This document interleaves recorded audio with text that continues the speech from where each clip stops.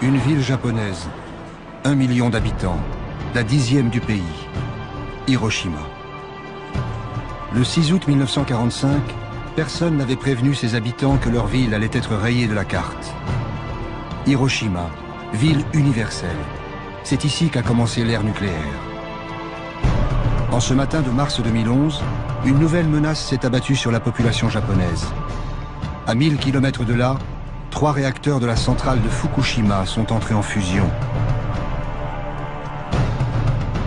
Un terrible tremblement de terre suivi d'un tsunami géant a ravagé le nord-est du Japon. De Hiroshima à Fukushima, qu'a-t-on vraiment appris sur le nucléaire?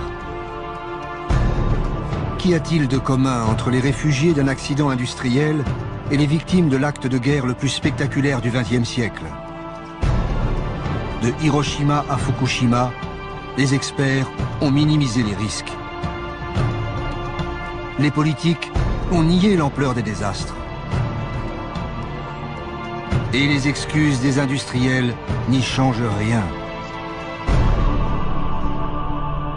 Depuis plus de 65 ans, l'histoire de la bombe, du nucléaire, de cette puissance inouïe, est une longue histoire de secrets.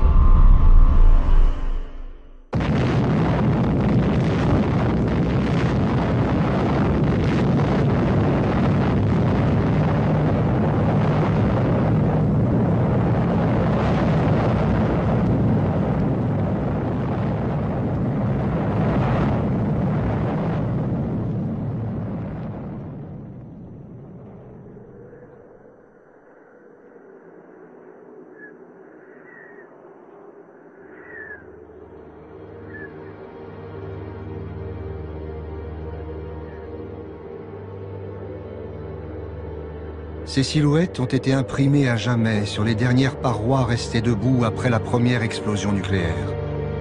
Dans un rayon de 200 mètres, les corps qui ne se sont pas volatilisés sont carbonisés.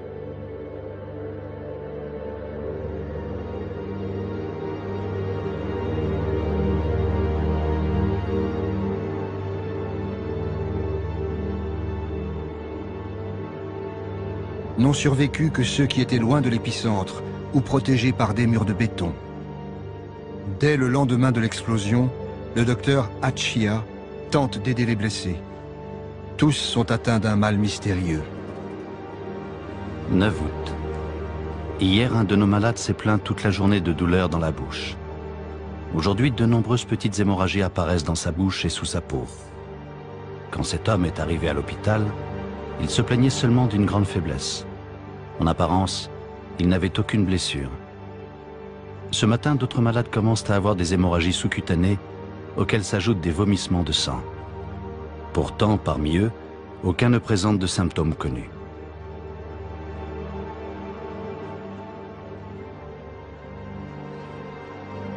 « 18 août. Aujourd'hui, un nouveau symptôme a fait son apparition. De nombreux malades commencent à perdre leurs cheveux. Ils ont un vilain teint.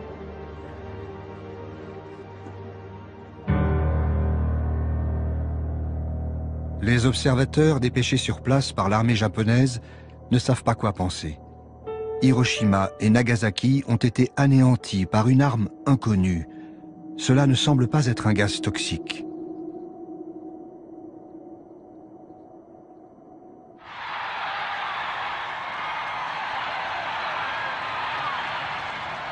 Aux États-Unis, chacun pense que les 2 bombes atomiques ont mis fin à la guerre. Pour la population, c'est une découverte. Ces armes ont été développées dans le secret le plus absolu. Même le Congrès ne savait rien. Mais l'histoire qu'on leur vend est celle de héros modernes et non pas d'une science qui tue.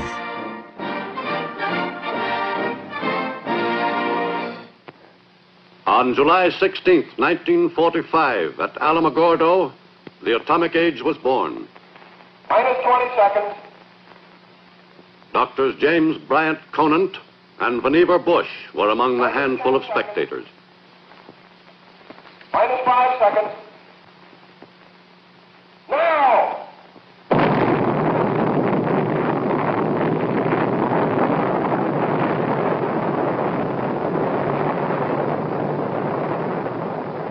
For Doctors Conant and Bush, who organized the development of the first bomb, this was a moment of supreme satisfaction.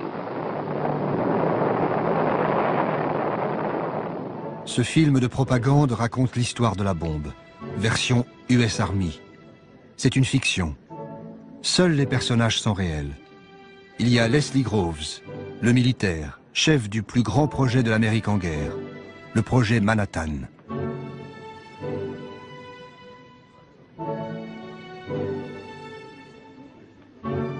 As head of the Manhattan District during the war, I was responsible for the development of the atomic bomb, control of atomic energy, and for all of the security.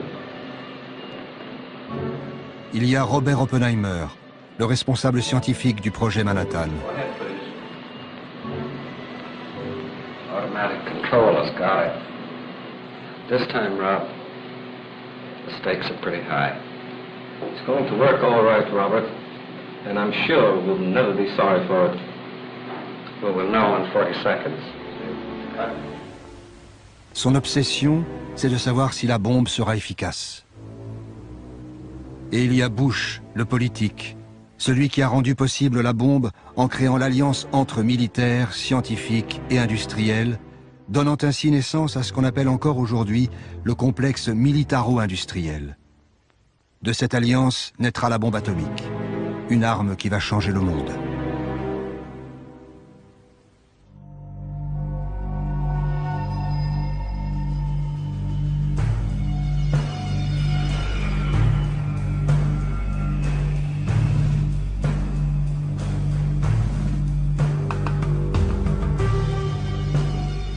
Los Alamos est un centre de recherche militaire depuis 1943. À cette époque, Oppenheimer, le scientifique, convainc Groves, le militaire, que c'est le lieu idéal pour construire un prototype de bombe. Mais en fait, les chercheurs dotés de moyens quasiment infinis vont laisser la science s'emballer et accoucher d'un monstre. Hiroshima devait être détruite pour prouver que la bombe atomique était l'une des plus grandes réussites scientifiques de tous les temps.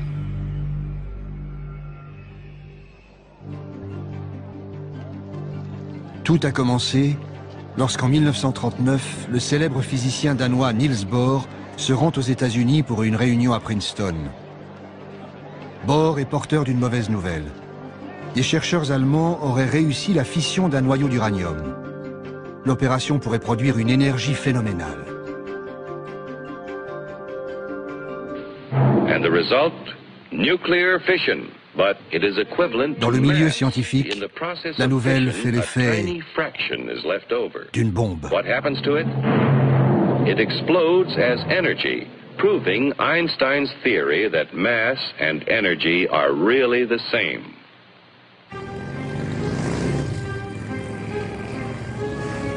Au même moment, en mars 1939, les armées allemandes occupent la Tchécoslovaquie.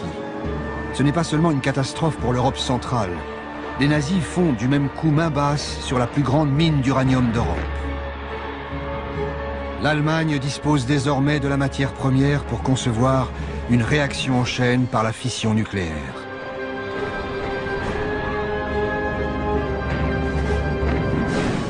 Puis, c'est la guerre.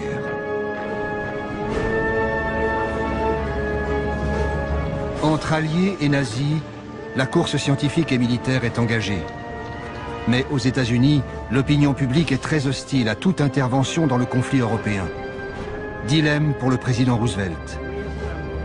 Il doit respecter ses électeurs, mais aussi préparer son pays à toute éventualité.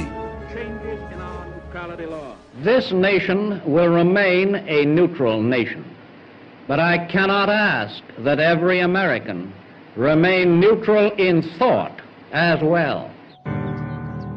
Albert Einstein est le plus célèbre des physiciens réfugiés en Amérique. Comme tous les exilés européens, juifs et non-juifs, il sait de quoi Hitler est capable. Impossible donc de rester en dehors de la course aux armements. Poussé par le chercheur hongrois Szilard, il décide d'écrire au président des États-Unis. Grâce aux travaux de Joliot en France et ceux de Fermi et de Szilard en Amérique, il est devenu possible d'envisager une réaction nucléaire en chaîne dans une importante masse d'uranium, et ainsi générer de grandes quantités d'énergie et de nouveaux éléments de type radium. Cela pourrait aussi conduire à la fabrication de bombes. Une seule bombe de ce type, transportée en bateau et explosant dans un port, pourrait bien détruire le port tout entier et ses environs. À cette époque, ils ne sont qu'une poignée de chercheurs à avoir compris cet enjeu qui va changer le monde. Un ami d'Einstein transmet la lettre en main propre à la Maison-Blanche. Roosevelt réagit immédiatement. Les nazis se préparent à nous réduire en poussière. Il nous faut agir. Un des conseillers scientifiques de la Maison-Blanche est Vannevar Bush, celui qui deviendra l'un des 3 grands pionniers de l'ère nucléaire. Nous avions compris que la guerre allait se transformer en un combat sans merci, que l'Amérique allait devoir y participer tôt ou tard, que ce serait une lutte très technique, que nous n'étions absolument pas préparés à cela, et enfin, et c'est le plus important, que notre système militaire tel qu'il existait ne pourrait jamais produire à plein régime les nouveaux équipements dont nous aurions certainement besoin. Bush, le politique, est président de la richissime Carnegie Institution. Il décide de mettre autour d'une table scientifique, industrielle et militaire les 3 piliers du futur complexe militaro-industriel. Pour réussir, Groves le militaire en est certain. Il faut des moyens colossaux et garder le plus grand secret.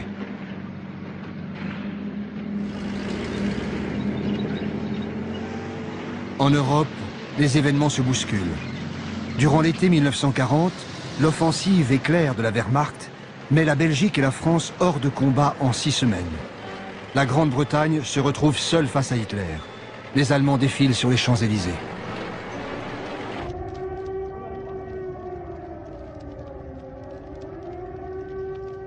Déjà, leurs avions visent Londres.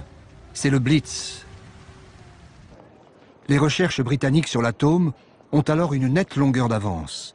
Cambridge héberge un prestigieux laboratoire de recherche nucléaire. Churchill et le gouvernement britannique pensent que 3 ans suffiraient pour fabriquer une bombe atomique.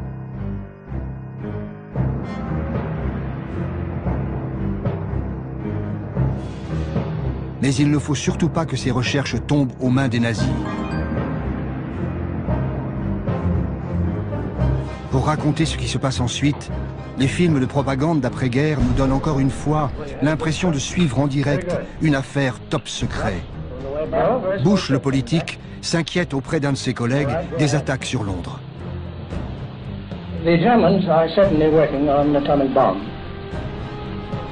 As Harold Urey told you, they're getting a whole output of heavy water from the big Norwegian plant. They couldn't be doing it for anything else here. What was your impression of British progress? Chadwick and the other physicists agree entirely with us that given pure uranium-235, the bomb will work. But they realize that this will run into a big industrial job. The British are overtaxed by the present war production, and they urge that the job be done over here. Effectivement, l'Angleterre, sous les bombes, décide de livrer ses recherches aux États-Unis. Elle adresse à Washington un mode d'emploi de l'énergie atomique, le rapport Maude. Nous sommes arrivés à la conclusion qu'il serait possible de fabriquer une bombe à l'uranium de 10 kg environ, qui aurait une puissance de destruction égale à 1800 tonnes de TNT, et libérer une grande quantité de matière radioactive, dangereuse pour la vie humaine, pendant une longue période dans la zone de l'explosion.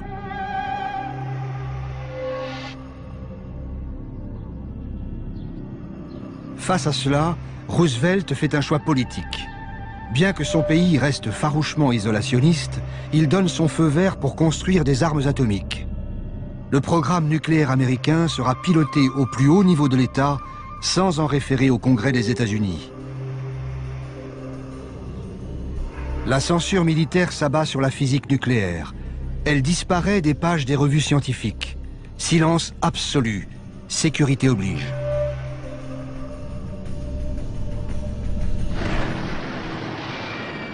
Pearl Harbor, 7 décembre 1941. L'attaque surprise des avions japonais va mettre fin aux dernières hésitations. L'offensive japonaise fait basculer les États-Unis dans le conflit mondial. Roosevelt peut enfin rejoindre ouvertement le camp des Alliés contre les puissances de l'Axe, Japon, Allemagne, Italie. Bientôt la guerre embrase le Pacifique et étend son emprise aux 5 continents. La machine militaire américaine avait été lancée pour fournir des armes aux Britanniques. Désormais, elle va tourner à plein régime pour ses propres besoins. Le siège de l'armée américaine, le Pentagone, vient justement d'être terminé. Le chef du projet, un militaire pragmatique, s'appelle Leslie Groves. En septembre 1942, on lui confie une autre mission ultra sensible, accélérer les recherches nucléaires contre l'Allemagne, nom de code, Projet Manhattan. D'autant que les premiers résultats arrivent. Les chercheurs ont isolé un nouvel élément, le plutonium, plus lourd que l'uranium et plus efficace pour fabriquer une bombe. Vu par les films de propagande d'après-guerre, tout cela paraît, à tort, bien inoffensif. Here it is, General Groves, plutonium. Well, that's the first I've ever seen. But after this, if you don't mind, I wish you'd hold something under it, because after all, there's about over $50 million in that, too.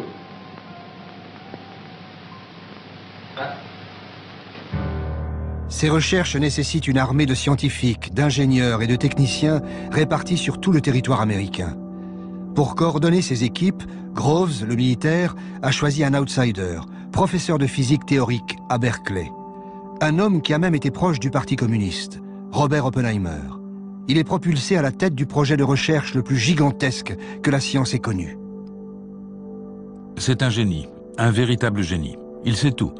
Il peut parler de n'importe quel sujet. Enfin presque. Il y a 2 ou 3 choses dont il ne sait rien. Le sport, par exemple. L'autre priorité de Groves, c'est de trouver la matière première pour la future bombe.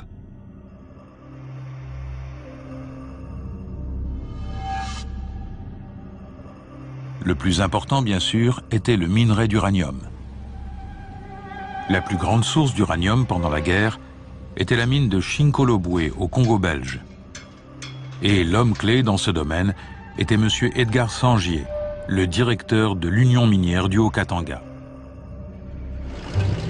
Sangier est un industriel belge et un homme d'affaires prévoyant. Dès 1940, il a ordonné que toutes les réserves d'uranium belges soient mises à l'abri des nazis et envoyées aux États-Unis. En ce printemps 1942, Groves, le militaire, découvre donc avec stupéfaction que 1250 tonnes du précieux minerai sont stockées à portée de main dans le port de New York. Un formidable cadeau. L'approvisionnement du projet Manhattan est maintenant assuré.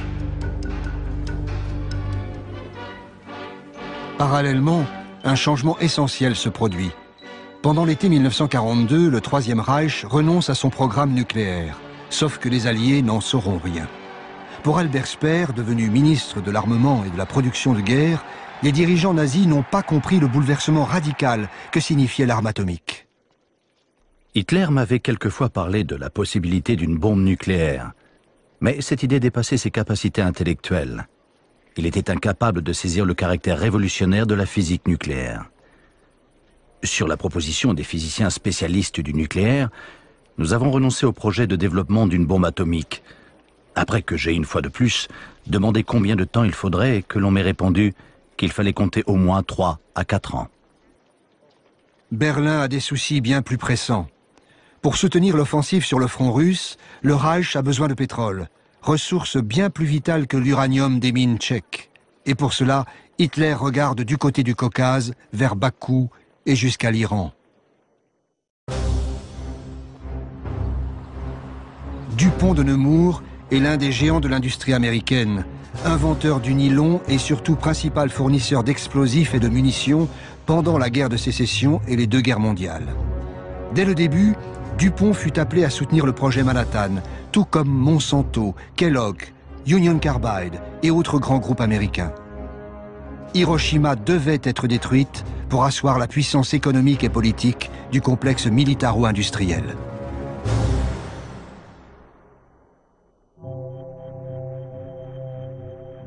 Deux mois après que l'Allemagne a arrêté son projet nucléaire, la salle de squash de l'Université de Chicago est devenue un gigantesque assemblage de graphite et d'oxyde d'uranium.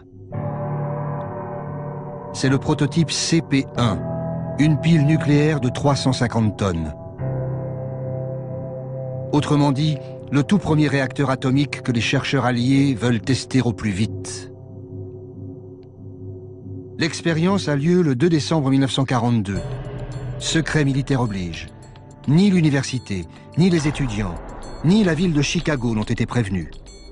Devant un public de savants, l'Italien Enrico Fermi, prix Nobel de physique, ordonne le démarrage de la réaction en chaîne. S'il s'est trompé dans ses calculs, il y aura une explosion nucléaire en plein centre-ville de Chicago.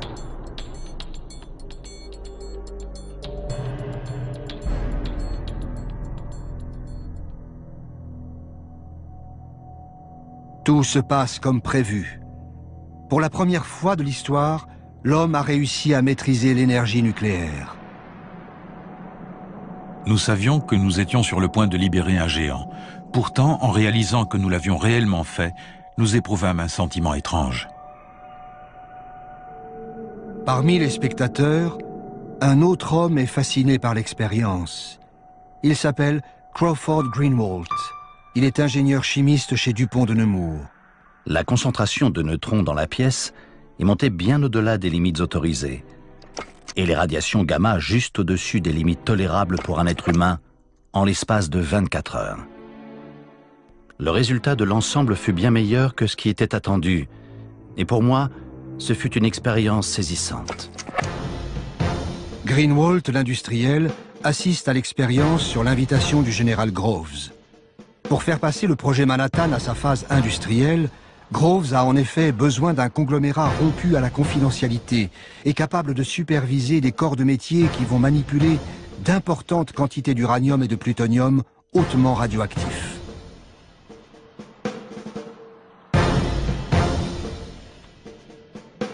Le contrat est colossal, les risques aussi. Greenwalt, l'industriel, hésite.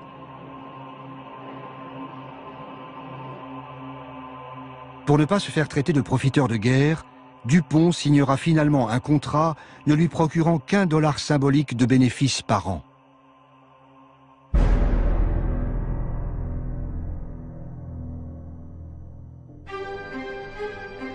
Quelque part sur la côte ouest, dans un immense désert à 300 km de Seattle, Hanford.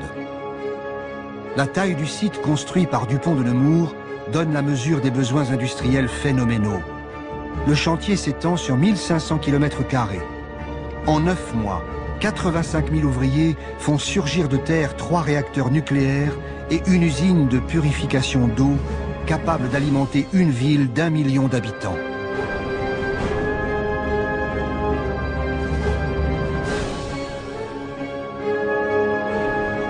Des dizaines de milliers d'employés dorment sur place. Tous ont signé un contrat qui les oblige au secret. Les conversations téléphoniques sont écoutées. Le courrier est lu et censuré.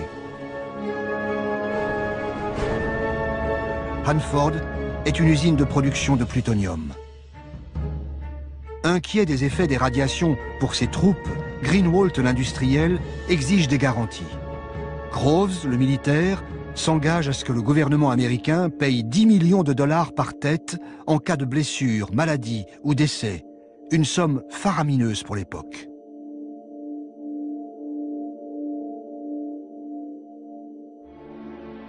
Le projet Manhattan est réparti sur tout le territoire américain. Cette autre unité est gérée par Monsanto et General Electric.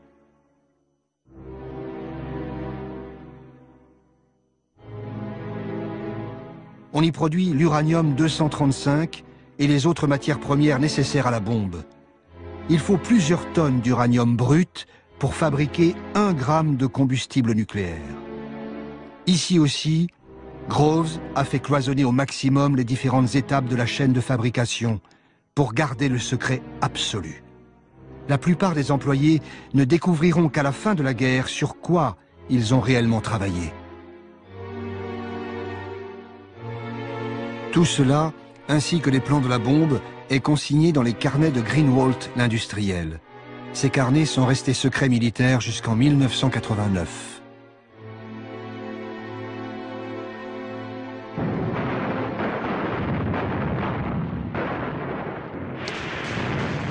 Début 1943, le vent de la guerre tourne. Sur le front européen, la déferlante allemande vers le Caucase a été stoppée net à Stalingrad. Épuisée par l'hiver russe, la 6e armée se rend aux Soviétiques.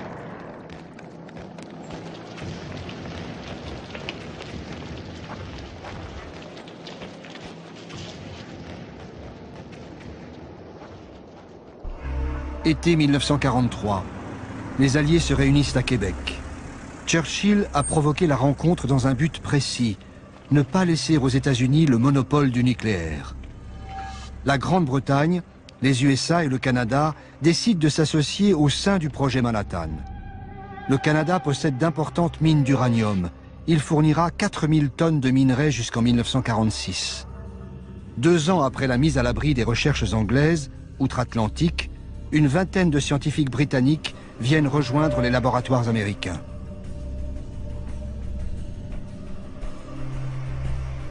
Les nouvelles recrues viennent immédiatement rejoindre les milliers de chercheurs, ingénieurs et techniciens qui travaillent sur le projet Manhattan. Los Alamos. C'est le 3e grand centre de recherche du projet Manhattan. On y vit sous haute sécurité, en famille, en vase clos. Moyenne d'âge, 27 ans. C'est dans ce lieu ultra sensible que convergent tous les matériaux produits sur les différents sites industriels. Ils vont permettre d'assembler les premières bombes atomiques. Parmi les scientifiques arrivés via Londres, il y a le matricule K22, Klaus Fuchs. Personne ne sait que ce jeune physicien allemand est un communiste à la solde de Moscou. La géopolitique s'installe dans le monde des scientifiques. Sur place, chercheurs et militaires se posent des questions très concrètes. Quelle arme construire? Des bombes de précision pour décimer la flotte ennemie? Ou plutôt une arme de destruction massive, comme l'écrit Oppenheimer, le scientifique, à son ami Enrico Fermi? Je souhaiterais vous entretenir de la question des aliments empoisonnés par des produits radioactifs. Je voudrais recommander un report du projet dans la mesure du possible. Je pense que nous ne devrions pas envisager de mener à bien ce projet si nous ne pouvons pas empoisonner assez de nourriture pour tuer 1 demi-million de personnes. Les chercheurs de Los Alamos penchent pour une bombe à effet massif. Mais surtout, ils veulent mieux connaître les effets de la radioactivité. Le 1er août 1944, un accident survient au bâtiment D de Los Alamos. La victime s'appelle Don Mastic, un jeune chimiste de 23 ans. Lors d'une expérience, un tube à essai se brise et une préparation au plutonium lui éclabousse le visage. Il en avale quelques gouttes. Il consulte son médecin, le docteur Hempelmann. Mais personne ne sait ce qu'est une dose dangereuse. Hempelmann se tourne vers Oppenheimer. Quelles que soient les précautions prises, un accident du même type peut se reproduire.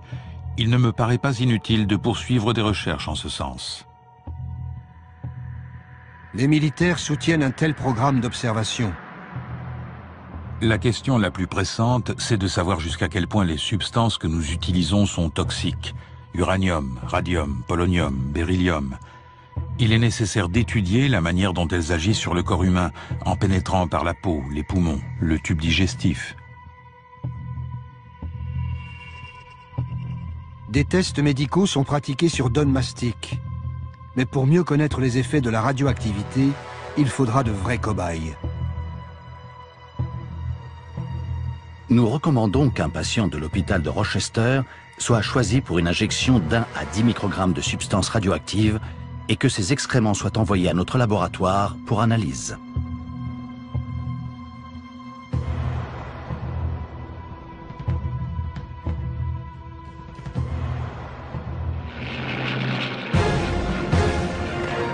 Au tournant de l'été 1944, loin des laboratoires américains, l'armée rouge fait son entrée en Pologne. Les Alliés occupent la Sicile et débarquent en Normandie, ouvrant un nouveau front à l'ouest. La future bombe ne sera peut-être plus nécessaire en Europe.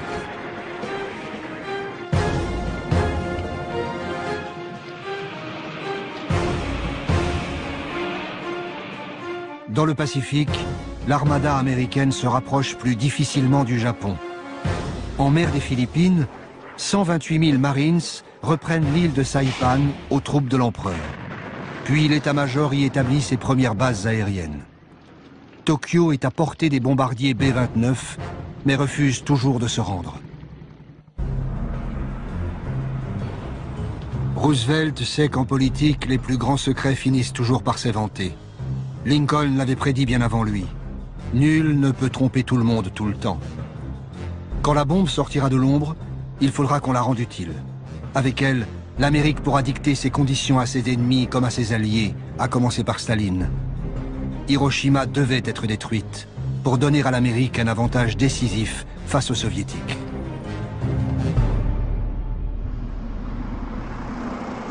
À l'été 1944, Churchill et Roosevelt se retrouvent à Hyde Park, près de New York.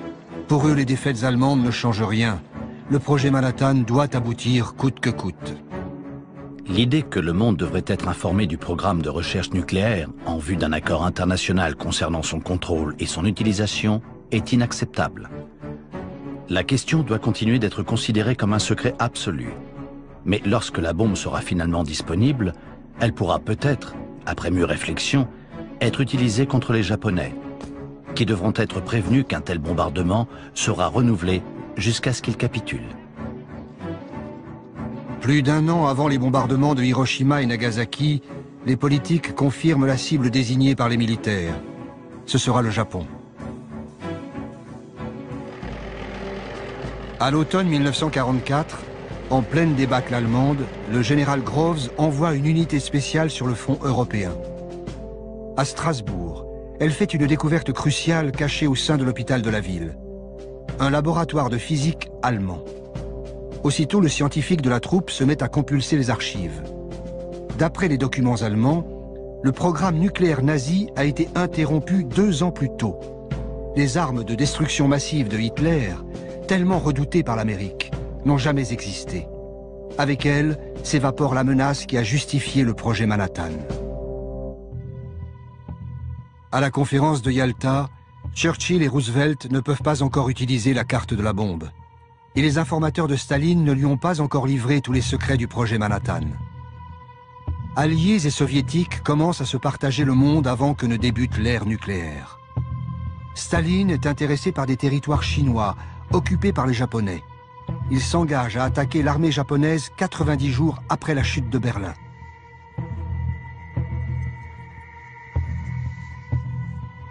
Reste à savoir qui sera le premier à occuper l'archipel.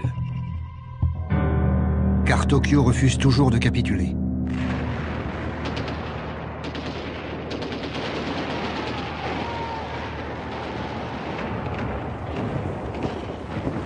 Dans le Pacifique, la prise de l'île d'Iwo Jima est longue et difficile. Mais ensuite, les B-29 de l'US Air Force ont le champ libre pour pilonner le sol japonais.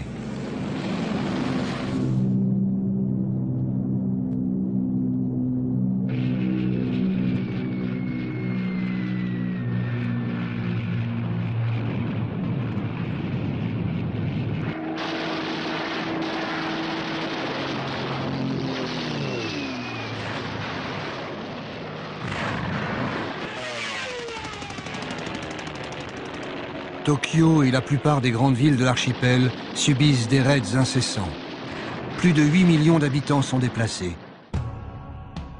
Dans la seule nuit du 9 mars 1945, un déluge de bombes incendiaires fait plus de 100 000 morts dans la capitale japonaise. Le pays est affamé, à court de vivres, de carburant et de munitions. Sa puissante marine est totalement anéantie. Les kamikazes se battent jusqu'au bout, dans des avions de fortune, sans essence pour le retour. Leurs sacrifices font croire que le Japon ne renoncera jamais.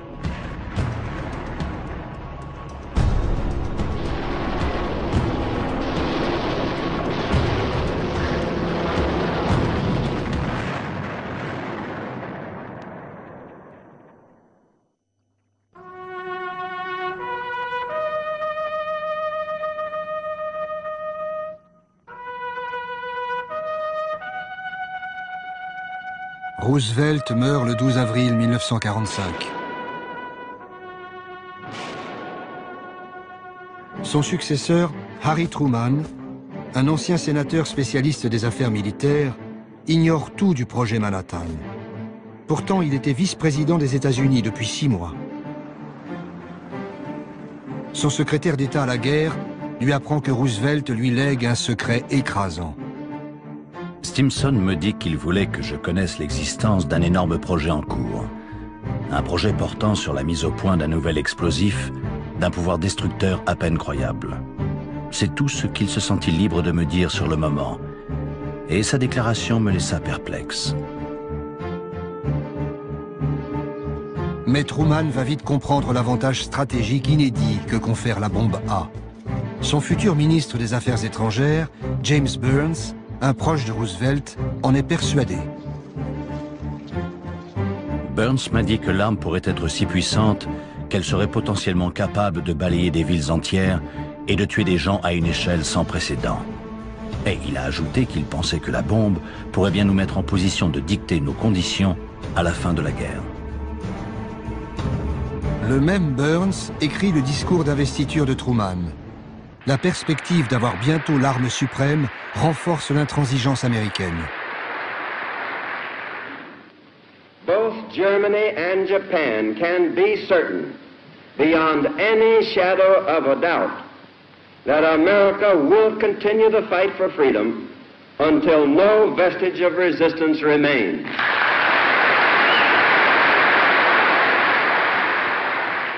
Our demand has been, and it remains, unconditional surrender.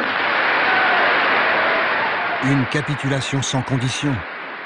À Washington, les diplomates américains savent bien que cette demande est inacceptable pour les Japonais.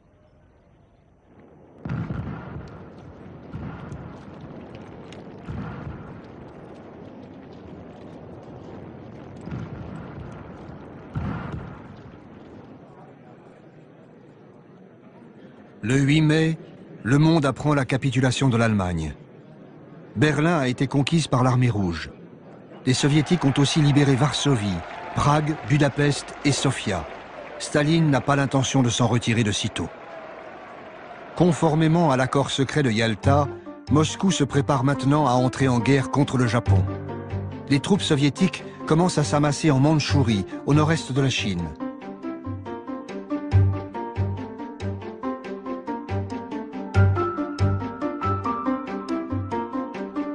En Europe, l'après-guerre a déjà commencé.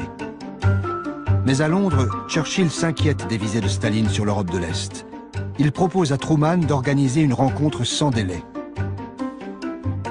Il me semble que nous pouvons difficilement parler de ces questions par correspondance et qu'aussi vite que possible, il devrait y avoir une rencontre entre les 3 grands chefs d'État. La réponse de Truman est surprenante. Je suis d'accord avec vous pour dire qu'une rencontre entre les 3 chefs d'État serait souhaitable. Cependant, en ce qui concerne la période, il me sera extrêmement difficile de m'absenter de Washington avant la fin de l'année fiscale, le 30 juin. Étonné par l'attentisme du nouveau président, alors que Staline bouge ses pions sur l'échiquier européen, Churchill insiste. Je pense que la rencontre devrait avoir lieu en juin et j'espère que votre année fiscale ne la retardera pas. Truman cherche à gagner du temps. Il fait savoir à Staline qu'il ne sera pas disponible avant le milieu du mois de juillet. Churchill est furieux. Je considère que la date du 15 juillet, je répète juillet, le mois qui suit le mois de juin, est beaucoup trop tardive pour aborder les questions urgentes qui demandent que nous les traitions ensemble. J'avais proposé le 15 juin, je répète juin, le mois qui précède le mois de juillet. Mais si ce n'est pas possible, pourquoi pas le 1er juillet, le 2 ou le 3 ? Truman finit par imposer sa volonté. La réunion se tiendra à Potsdam, près de Berlin, le 15 juillet. 15 juillet, c'est le jour qui a été choisi pour le premier essai d'une bombe au plutonium sur le site d'Alamo-Gordo. Truman veut connaître le résultat du test avant la rencontre de Potsdam.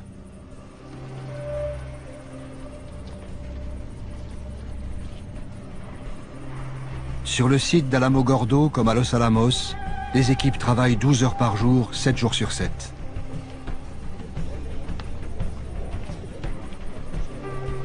Oppenheimer raconte. Je ne pense pas qu'il y ait eu un moment où nous ayons travaillé plus dur pour aller plus vite que que pendant la période entre la capitulation allemande et l'utilisation effective de la bombe.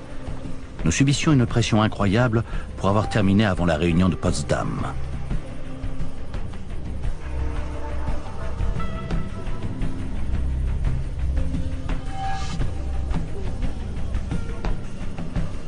À Washington, on ne se demande plus s'il faut utiliser ou non la bombe contre le Japon, mais quand et surtout comment.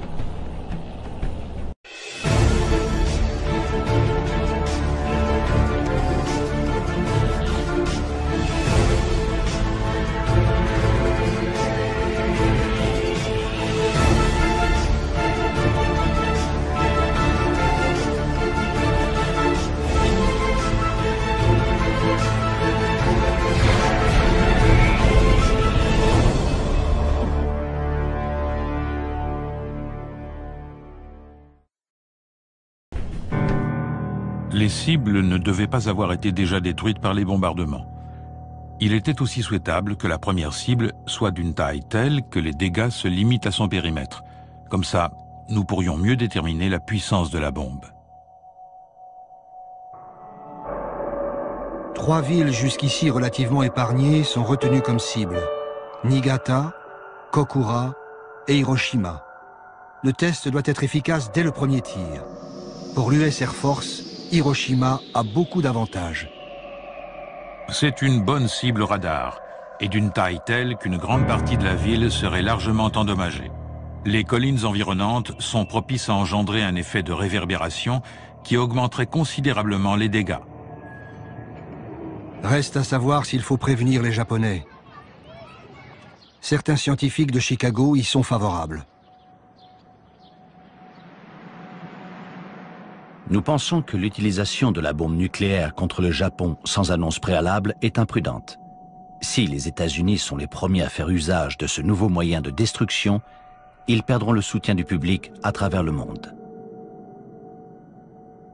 Léo Szilard, le physicien exilé proche d'Einstein, se rend spécialement à Washington pour plaider la cause des civils.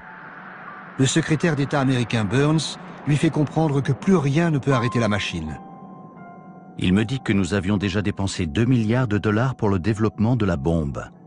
Comment voudriez-vous que le Congrès accepte d'allouer des fonds pour la recherche sur l'énergie nucléaire si vous ne montrez pas les résultats obtenus avec l'argent déjà dépensé? Le Congrès commence à s'interroger sur le montant énorme des dépenses non justifiées de l'armée de terre. Après 3 ans de secret absolu, la bombe doit apparaître au grand jour. Tant que la bombe n'aura pas servi contre une cible réelle, sa puissance restera invisible, incompréhensible. Nous ne pouvons proposer aucune démonstration technique susceptible de mettre un terme à la guerre. Nous ne voyons aucune alternative qu'une utilisation militaire directe. Les responsables politiques et scientifiques sont unanimes. Il faut utiliser la bombe. Un nouveau monde est en train de se dessiner. Le 1er juin 1945, le secrétaire d'État à la guerre le déclare devant les industriels et les scientifiques.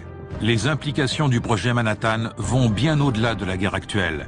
Il faut maintenir intactes les installations industrielles existantes, constituer des stocks conséquents de matériaux à usage militaire et à usage industriel et technique, et enfin ouvrir la voie au développement industriel. L'Amérique prépare déjà l'avenir. La bombe atomique y jouera un rôle central. Et la perspective d'une industrie nucléaire à grande échelle commence à se profiler.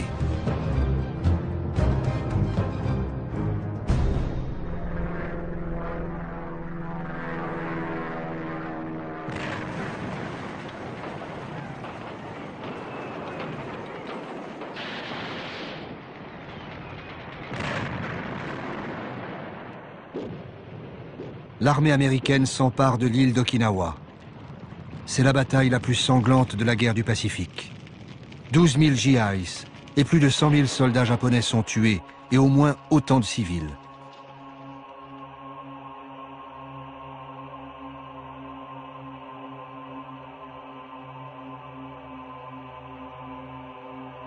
Okinawa, c'était le dernier rempart avant le débarquement des troupes américaines dans l'archipel japonais. À Tokyo, le palais impérial cherche avant tout un moyen de négocier la fin de la guerre sans sacrifier l'empereur. Quelques jours avant la conférence de Potsdam, il tente de faire passer le message via Moscou.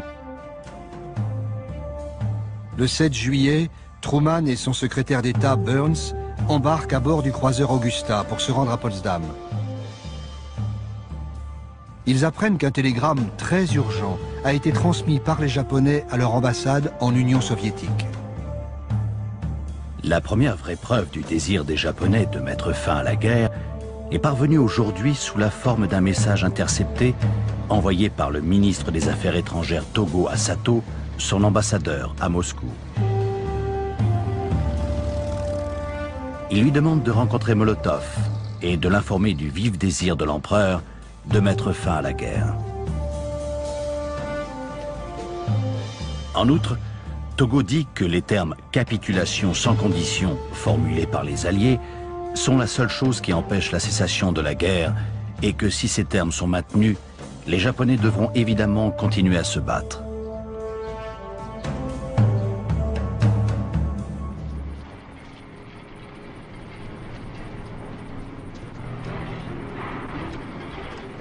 Dans le désert du Nouveau-Mexique, le jour tant attendu est arrivé.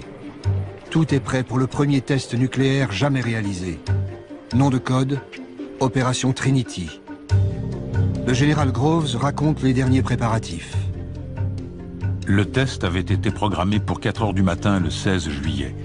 Cette heure avait été choisie dans l'idée qu'une explosion si tôt le matin attirerait moins l'attention d'observateurs éventuels, la majorité des gens étant encore endormis. Nous nous attendions à ce qu'il y ait un énorme éclair lumineux, mais nous ne pensions pas qu'il serait assez puissant pour réveiller la population.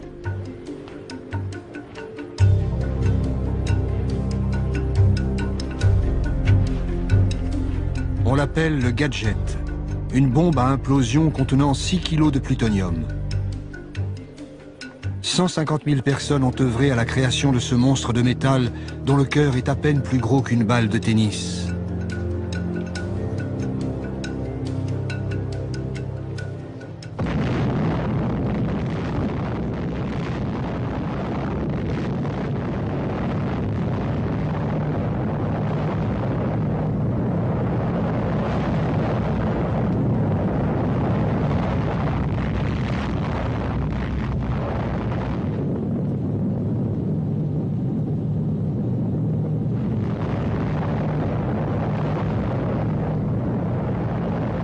La boule lumineuse fut visible jusqu'à 300 km alentour.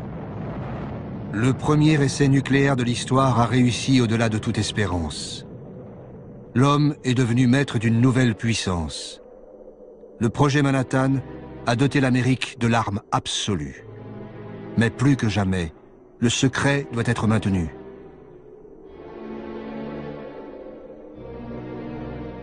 Groves, le militaire, fait diffuser un communiqué préparé à l'avance. Un dépôt de munitions situé aux confins d'Alamogordo, contenant une grande quantité de puissants explosifs et de matériel pyrotechnique, a explosé. L'accident n'a fait aucune victime et les dégâts matériels, en dehors de l'entrepôt lui-même, sont négligeables. Le communiqué officiel de Groves n'a rien à voir avec la réalité. Mais dès cette époque, il faut couper court aux interrogations de la population.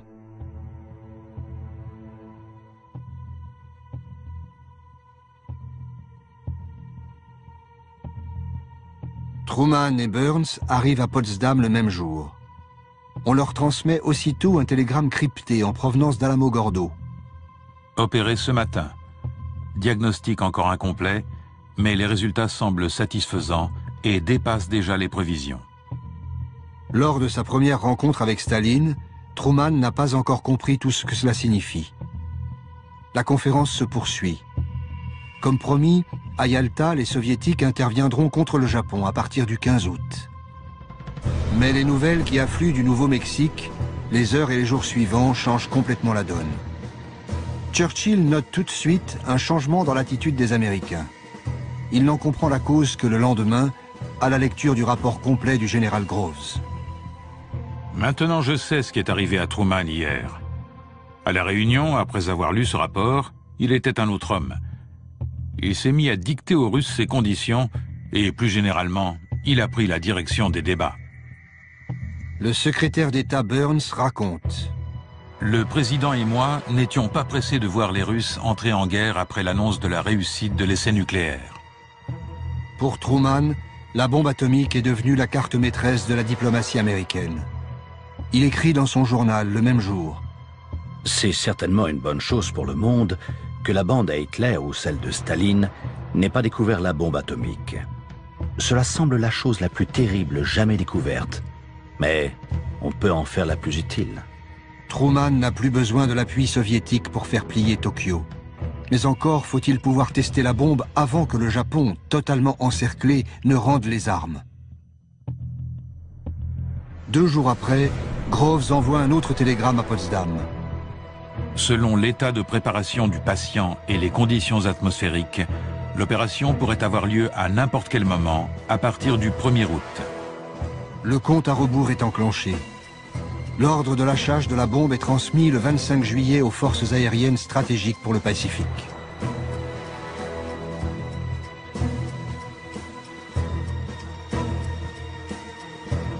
La proclamation finale des Alliés est signée par Truman, Churchill et Chiang Kai-shek. L'Union soviétique de Staline n'a même pas été invitée à la rédaction du texte. Nous appelons le gouvernement japonais à accepter maintenant la capitulation sans condition de ses forces armées et de nous donner ainsi l'assurance de sa bonne foi. L'autre alternative pour le Japon sera une destruction rapide et totale. Furieux, Staline comprend qu'il a été trahi. Grâce à son espion à Los Alamos, il sait que la bombe est prête. Il accélère le déploiement de ses troupes en Extrême-Orient pour tenter d'occuper le Japon en premier. À Potsdam, s'est écrit le premier chapitre de la guerre froide.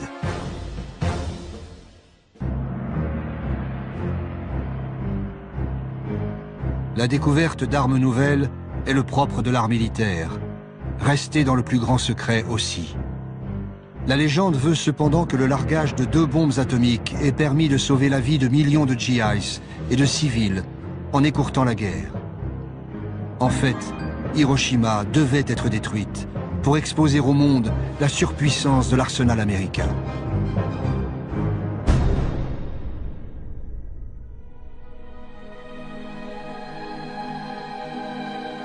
Aéroport militaire américain de Tinian. La préparation des équipages chargés du largage de la bombe a commencé 1 mois et demi plus tôt.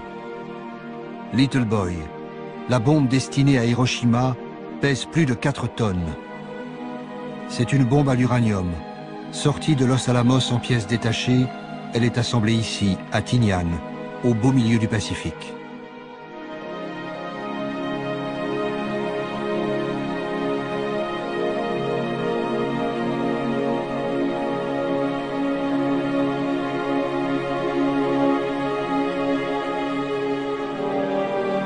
Un bombardier B-29 est aménagé pour recevoir la bombe.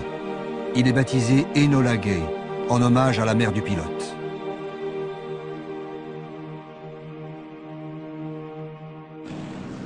« 6 août 1945.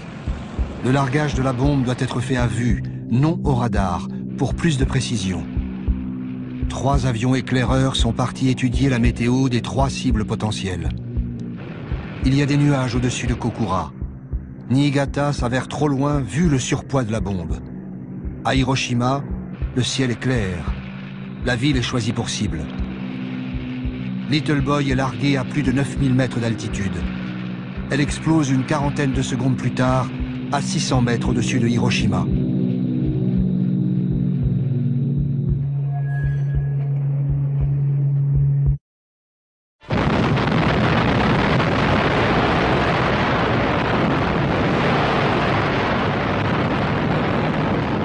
La boule de feu libérée par l'explosion nucléaire atteint la température d'1 million de degrés centigrades. Elle se propage au-delà de la vitesse du son en brûlant tout l'oxygène sur son passage. C'est un soleil en train de naître à la surface de la Terre.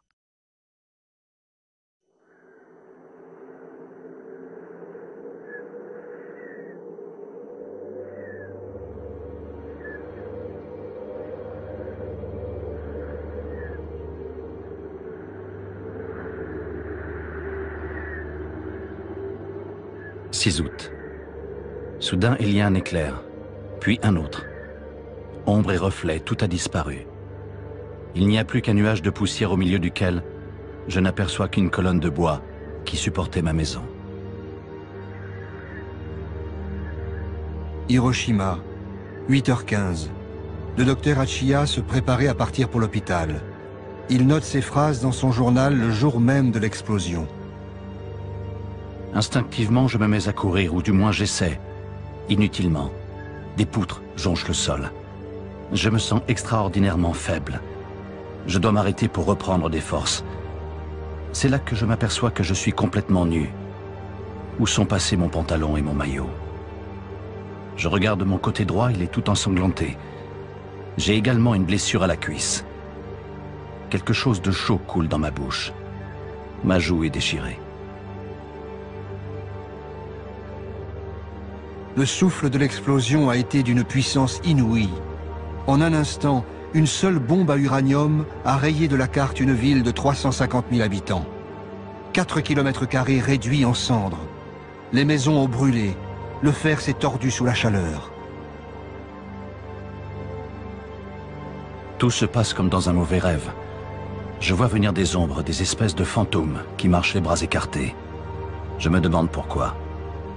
Tout à coup, je comprends qu'ils sont brûlés et qu'ils se tiennent les bras écartés pour éviter le contact avec leur propre peau.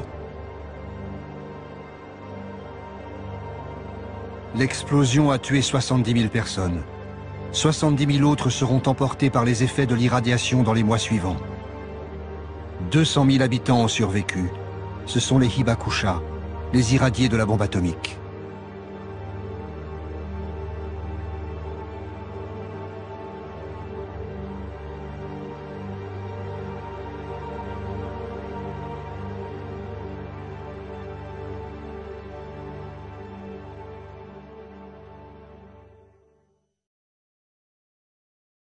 A short time ago, an American airplane dropped one bomb on Hiroshima and destroyed its usefulness to the enemy. That bomb has more power than 20,000 tons of TNT. It is an atomic bomb. It is a harnessing of the basic power of the universe. 2 jours après l'explosion de la bombe sur Hiroshima, les Soviétiques déclarent la guerre au Japon. 1,5 million de soldats franchissent les frontières de la Mandchourie, occupée par le Japon depuis 1931. Les troupes japonaises ne livrent pas bataille. À court de munitions, elles se rendent aux Soviétiques.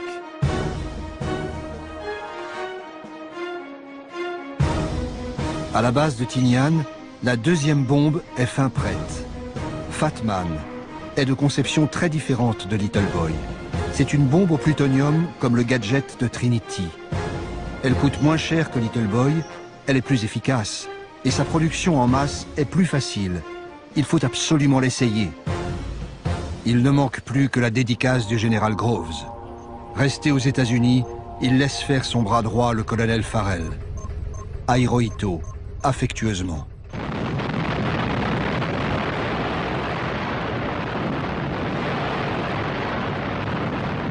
« 9 août, 11 heures passées de quelques minutes. Depuis un B-29, un caméraman filme le champignon atomique au-dessus de Nagasaki. L'avion transporte aussi une cargaison de scientifiques venus observer l'explosion. De retour à la base, l'équipage baptisera le bombardier Necessary Evil. Pour l'histoire, la bombe nucléaire devient un mal nécessaire.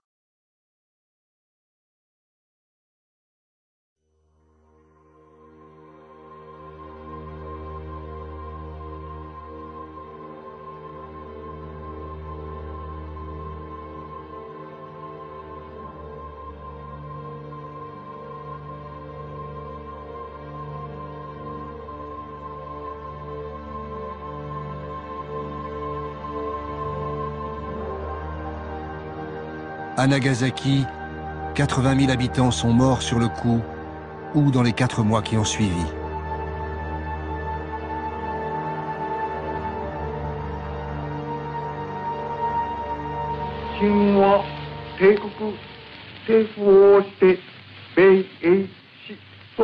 国に対しその共同宣言を受諾する旨通告せしめたり。Le 15 août 1945, le peuple japonais entend la voix de l'empereur pour la première fois. Cette voix leur apprend la capitulation de leur pays. Le palais impérial n'a pas seulement plié face à la bombe. À ses yeux, Tokyo fait face à un péril bien plus grand. L'armée rouge progresse vers le nord de l'archipel. Pour éviter un Japon sous la coupe soviétique, Washington laisse un espoir de survie au régime impérial. Le texte de la capitulation ne dit rien du futur sort de Hirohito. Ce texte est signé le 2 septembre à bord du croiseur Missouri. Les troupes d'occupation du général MacArthur arrivent au Japon moins d'un mois après les bombardements nucléaires.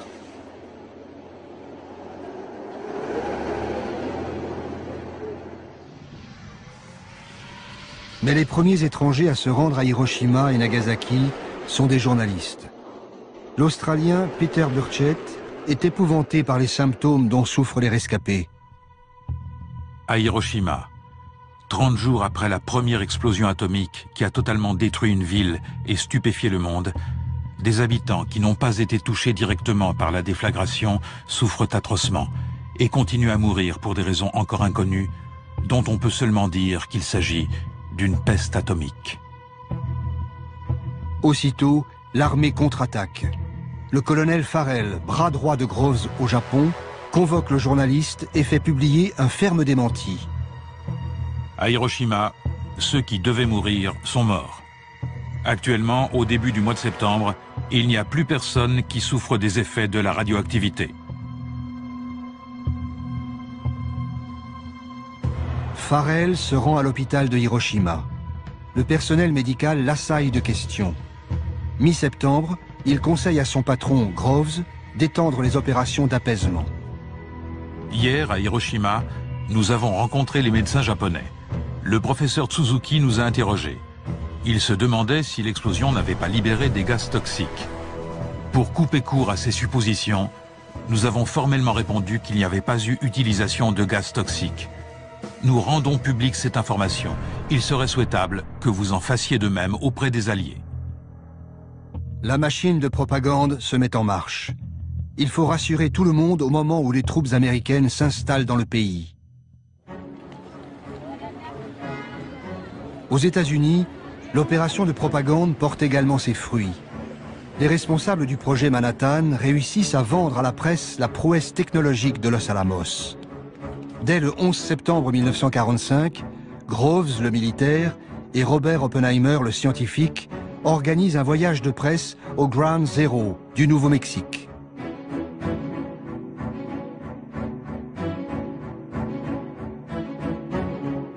Le site est encore radioactif, mais Oppenheimer se veut rassurant. Il explique aux journalistes que contrairement aux gadgets de Trinity, les bombes japonaises ont été lâchées de très haute altitude. Il ne devrait pas y avoir d'effet comparable à des armes chimiques ou d'empoisonnement de la Terre par des éléments radioactifs, et aucune autre horreur que celle qui accompagne habituellement les grandes explosions. Message transmis à l'opinion publique. La bombe nucléaire est une bombe propre. Rien à voir avec les armes chimiques interdites par le protocole de Genève.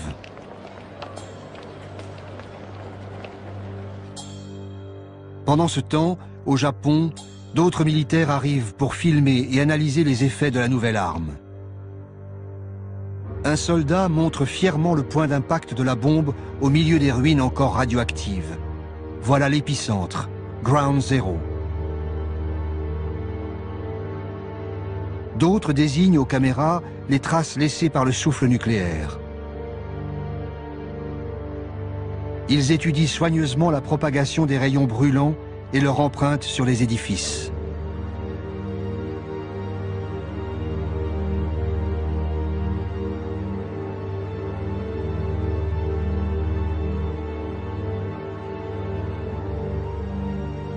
Devant la presse, les forces d'occupation nient avec force la persistance de la radioactivité. Au même moment, des observateurs américains continuent de la mesurer méticuleusement.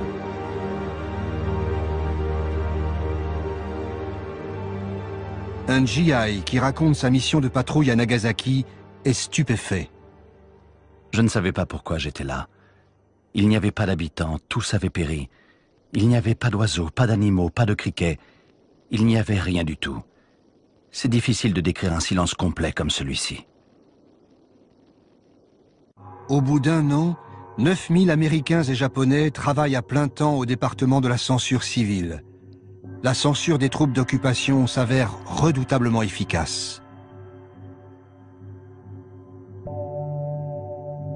Dans les journaux d'Hiroshima, on supprime les caractères d'imprimerie correspondant aux termes bombardements atomiques et radioactivité. Pendant presque 10 ans, aucun Japonais ne pourra lire d'informations concernant les survivants irradiés, les Hibakusha. Après le feu atomique, c'est une chape de plomb qui s'abat sur Hiroshima et Nagasaki.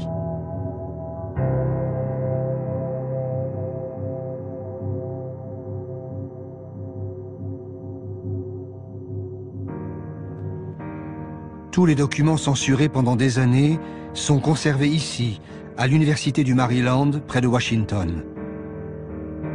Des dizaines de milliers de livres, de journaux et d'affiches. Face aux officiers américains qui protestent contre le poids de cette censure, le général MacArthur se montrera toujours intraitable. C'est une propagande fausse et pernicieuse qui vise à donner l'impression qu'une forme de censure arbitraire et cynique aurait été instaurée. Après avoir muselé la presse, il reste une autre opération plus délicate à mener, la désinformation sur les effets de la bombe. En novembre 1945, le Congrès américain ouvre une commission d'enquête sur le développement de l'atome et son contrôle. Groves poursuit son opération de légitimation devant les sénateurs. The casualties which would have resulted from an invasion of the Japanese home islands would have been tremendous. Churchill placed them at over 1 million Americans. The atomic bomb made it impossible for the Japanese to continue the war, despite their determination to fight to the bitter end. And in that fighting, they would have taken with them tens of thousands of Americans. Groves joue avec les chiffres. La bombe a-t-elle préservé quelques dizaines de milliers ou 1 million de vies américaines? Peu importe. Ce qui compte, c'est de défendre la doctrine du mal nécessaire, en direct devant les parlementaires. De même, sur la question sensible des radiations résiduelles, Groves s'en tient à une ligne officielle qui ne s'embarrasse pas de nuances. Il n'y en a pas, et c'est un nom très ferme. Sauf au moment même de l'explosion, il n'y a pas eu de dommages radioactifs. Cela n'a duré qu'un instant. Un sénateur lui demande s'il existe un antidote aux radiations. Groves répond: Les dommages radioactifs sont de plusieurs types. Si l'irradiation est assez forte, la mort est immédiate. Une dose moins forte peut entraîner une mort différée, mais les médecins disent que la souffrance est supportable. C'est même une manière très agréable de mourir. Ceux qui sont seulement légèrement irradiés peuvent guérir avec le temps. S'agit-il d'une question de soins ou de temps? Demande le sénateur. C'est une question de temps. Si une personne qui travaille avec des matériaux radioactifs est accidentellement irradiée, elle prend un congé pour se tenir éloignée de ces matériaux et avec le temps, elle guérit. Au final, les sénateurs se rangent derrière Groves, le militaire. Leur objectif est le même: rassurer l'opinion publique sur le développement nucléaire appelé à un avenir radieux. Chez les militaires, l'unanimité de façade sur les bienfaits de la bombe n'a jamais été totale. À peine 2 jours après le bombardement de Nagasaki, l'homme qui a transmis l'ordre de largage de la bombe, le général Spaatz, notait déjà dans son carnet personnel: Quand la bombe atomique avait été discutée à Washington en ma présence, je n'y étais pas favorable. De même que je n'ai jamais été favorable à la destruction de villes entières et à l'anéantissement de tous leurs habitants. Le même jour, l'ancien président Herbert Hoover confiait au secrétaire à la guerre Stimson: L'utilisation de la bombe atomique et la mise à mort aveugle de femmes et d'enfants révoltent mon âme.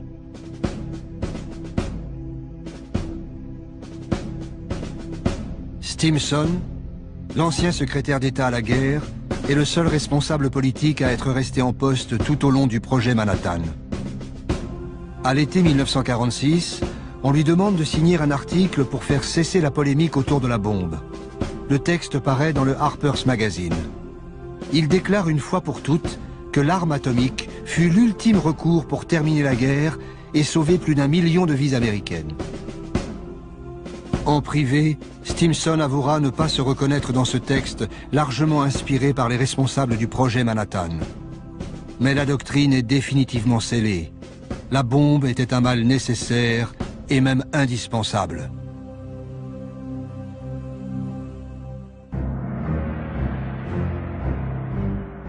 New York. Un congrès réunit scientifiques, industriels et militaires à propos de l'avenir de l'atome. En cette fin de l'année 1945, les hommes de l'ombre qui ont pensé la bombe se félicitent en public. Et ils commencent à préparer l'avenir. We're going to talk about the future and not the past. You've all heard a great deal about what made the Manhattan Project a success, but you're looking now up here at this table at a group of men who haven't been featured in the public press or in addresses or anything of that kind. They represent, and they were the leaders in their particular companies. They represent Carbide and DuPont and Kellex and Monsanto and Tennessee Eastman. And those men did the industrial job that made the Manhattan Project a feasible, practical result instead of something that we were still struggling with. I think you should all remember that.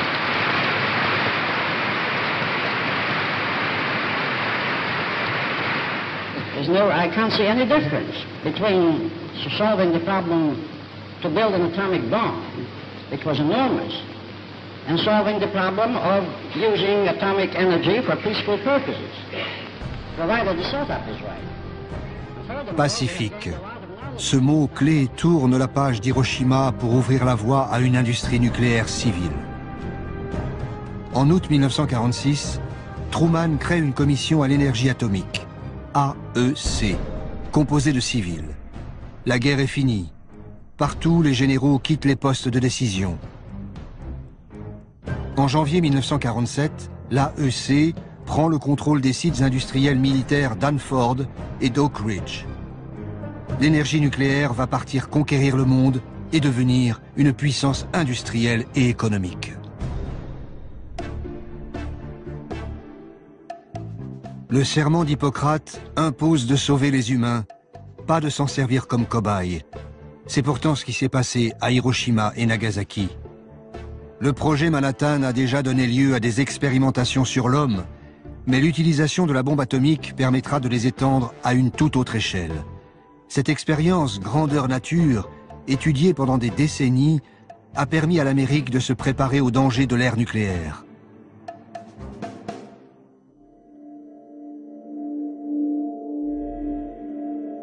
Pour bien comprendre ce secret, il faut revenir au début du projet Manhattan. Les scientifiques, mais aussi les industriels, s'inquiètent très tôt des effets de la radioactivité sur le corps humain. Ils réclament des expériences concrètes. Le jeune scientifique qui avait avalé du plutonium n'est que le premier d'une longue série. Les médecins radiologues veulent connaître la dose limite de radiation dans le corps. Enfin, en avril 1945, le jour de la première expérimentation sur le corps humain est arrivé. Cela nous a permis de vérifier précisément les données de laboratoire. Des malades sont choisis dans différents hôpitaux. Chacun reçoit un numéro précédé des initiales HP pour Human Product, soit produit humain. La décision a été prise délibérément de ne pas informer les patients de la nature du produit inoculé. Des seringues spéciales en plomb sont conçues pour injecter des doses de plutonium d'environ 5 microgrammes. Les résultats confirment ceux des tests sur les animaux. Ils sont sans surprise. Le plutonium, 30 fois plus toxique que le radium, est un puissant cancérigène. 3 patients sont testés en avril 1945, 11 autres à partir de septembre, après la fin de la guerre. À ce moment, le responsable du projet Produit humain vient d'arriver à Nagasaki. C'est le docteur Warren, le médecin-chef du projet Manhattan. Warren n'est pas venu soulager les victimes ou partager avec les médecins japonais les connaissances accumulées aux États-Unis par ses équipes. Il est venu étudier les effets du plutonium sur les irradiés des bombes atomiques.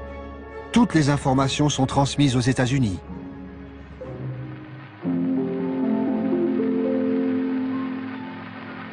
At the end of 2 weeks, which was the critical period, burns and cuts, which appeared to be curing, suddenly worsened. Hemorrhage developed, which could not be stopped. Many died, and the number of deaths kept mounting from day to day. Purpura appeared on the upper half of the body in a majority of cases, and as it spread to all parts of the body, the condition of the victim became worse. Depilation was also a characteristic symptom of the critical period. This soldier was in the barracks 1 kilometer northeast of the epicenter.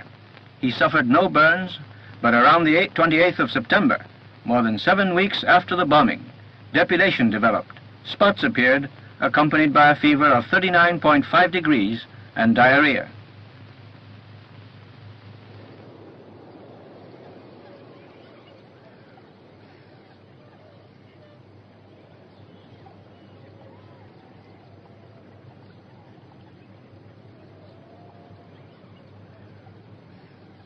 Les assistants de Warren recueillent des dossiers médicaux, saisissent des échantillons, filment l'évolution des symptômes. Ils enquêtent sur chaque patient pour savoir où et comment ils ont reçu la bombe atomique, la gravité de leur brûlure. Tout cela est soigneusement rassemblé, puis classé secret défense. Un médecin japonais, le docteur Hida, témoigne. Le directeur de l'hôpital nous communiqua un ordre du ministère de la Santé que nous devions tous respecter, patients aussi bien qu'employés. Les dommages provoqués par les bombardements sur Hiroshima et Nagasaki sont un secret militaire américain. Personne ne doit communiquer ce qu'il a vu, entendu ou ce qu'il sait sur la réalité de ces dommages, ni par la parole, ni par l'écrit, ni par le dessin, ni par la photo. Les contrevenants seront punis.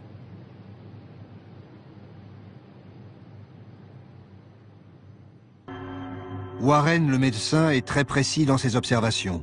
Son premier rapport, en revanche, est parfaitement dans la ligne officielle. La bombe A n'émet que peu de radiation, brièvement et sans conséquences. Les radiations des explosions nucléaires ayant causé des dommages physiques furent émises principalement pendant la seconde après l'explosion. Quelques blessures ont pu apparaître plus tard, mais toutes se sont produites pendant la première minute. Les 2 autres types de radiations, celle provenant de la fission et celle causée par des objets près du centre de l'explosion, n'ont fait aucune victime. Cela a été prouvé définitivement. De retour aux États-Unis, Warren reprend les tests humains commencés à la fin de la guerre. À l'hôpital de Rochester, une aile spéciale gardée par des militaires est construite à cet effet. Jusqu'à l'été 1947, 11 patients y recevront des injections de plutonium. 3 mourront dès la première année de l'expérience. Effrayée par les risques de scandale, la toute nouvelle commission à l'énergie atomique, AEC, décide d'enterrer le dossier. Il est préférable qu'aucun document ne soit divulgué qui ferait référence aux expériences sur des humains et pourrait avoir un effet négatif sur l'opinion publique ou déclencher des poursuites judiciaires. Les documents concernant ce domaine de travail doivent être classés secrets.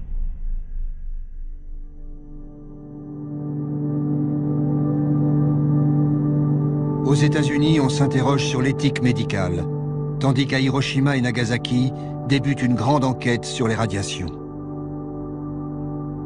Le nouveau secrétaire d'État à la Marine presse Truman d'exploiter les données scientifiques recueillies à Hiroshima et Nagasaki. Les résultats provisoires de l'enquête montrent qu'environ 14 000 Japonais ont été irradiés par l'explosion nucléaire. L'étude de ces personnes et des autres habitants est une occasion unique et très importante pour les Alliés de pouvoir mener des recherches médicales et biologiques sur l'influence de la radioactivité. Ces recherches ne doivent pas s'arrêter maintenant, mais être poursuivies sur le long terme. Une occasion unique. Peu après, Truman ordonne la mise en place d'une commission sur les dommages de la bombe atomique, l'ABCC. Elle s'installe à Hiroshima et Nagasaki. Avec l'aide du ministère de la Santé japonais, l'ABCC reprend le travail du docteur Warren à grande échelle. Étudier sur le long terme l'influence des radiations sur les victimes de la bombe. À nouveau, les survivants sont forcés de collaborer pour les enquêtes médicales sans jamais être soignés. À nouveau, les informations recueillies sont classées, compilées, archivées et expédiées aux États-Unis. C'est ainsi que l'Amérique se prépare à affronter les nouveaux dangers de l'ère nucléaire. Les banques de données médicales de l'ABCC sont restées secret défense jusqu'en 1975. En 1973, un rapport confidentiel de l'ABCC expliquait la portée vitale de ces travaux pour les générations futures. Pour les personnes concernées par la protection contre les radiations, les conséquences à long terme des bombes atomiques sont importantes et utiles. Les observations sur le cancer, le vieillissement accéléré, les changements cytogénétiques et les mutations chez les descendants doivent se poursuivre au moins toute la durée de vie des survivants. Ces connaissances sont applicables aux futures politiques de santé dans les nations où les catastrophes radioactives seront un effet indirect du progrès. Le progrès, le mot est lâché. Il sera le leitmotiv des 30 Glorieuses et de la guerre froide. Le progrès à tout prix, sans demander l'avis des peuples. Et le paroxysme du progrès, c'est le nucléaire.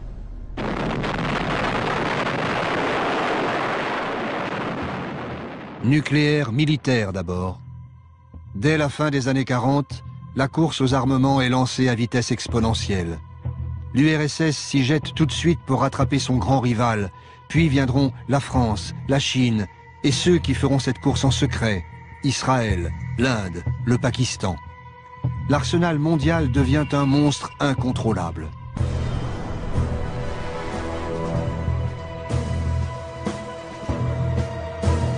Et le progrès, ce sont aussi ces nouvelles centrales qui apportent à de nombreux pays l'énergie miraculeuse, inépuisable et sans danger. Avec l'aide de son ancien ennemi, les États-Unis, le Japon est devenu le 3e producteur mondial d'énergie nucléaire.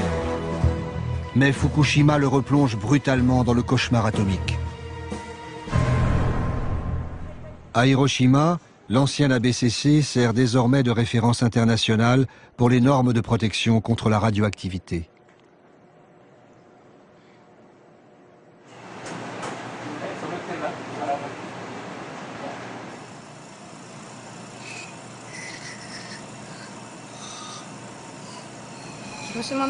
Personne n'avait imaginé que les irradiés de Hiroshima auraient des leucémies, des saignements de gencives ou des taches sur la peau. Mais maintenant, on sait bien que dans une zone donnée et avec une dose de radioactivité donnée, on aura tel problème de santé. Les gens de Fukushima sont inquiets parce qu'ils pensent au risque de cancer. Ils ont dans la tête les images de Hiroshima comme les brûlures, les dents qui tombent ou les morts. Je suppose qu'ils sont très angoissés car ils imaginent qu'il peut leur arriver la même chose. Tous les 2 ans, depuis 35 ans, M. Nakanishi vient passer une série de tests médicaux à l'ancienne ABCC, devenue centre de recherche sur les effets de la radiation. Ma mère m'a dit que j'étais à un peu plus de 3 km de l'épicentre au moment de l'explosion. J'avais 3 ans. Elle m'a raconté que j'étais dehors et que j'ai été irradié. Un peu plus tard, j'ai perdu tous mes cheveux. Quand j'étais à l'école primaire, des copains de classe sont morts de leucémie. J'ai pensé que ça pouvait m'arriver à moi aussi. Mais à 20 ans, ce qui m'a choqué le plus, c'était la mort d'un ami de mon âge. Ça m'a fait très peur. On peut mourir de la bombe atomique plus de 20 ans après.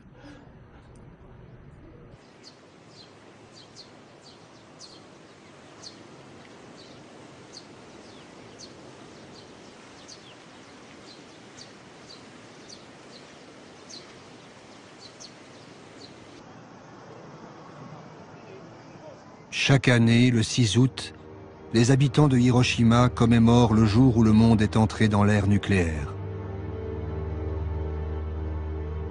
Le Japon a été le seul pays victime de la bombe atomique.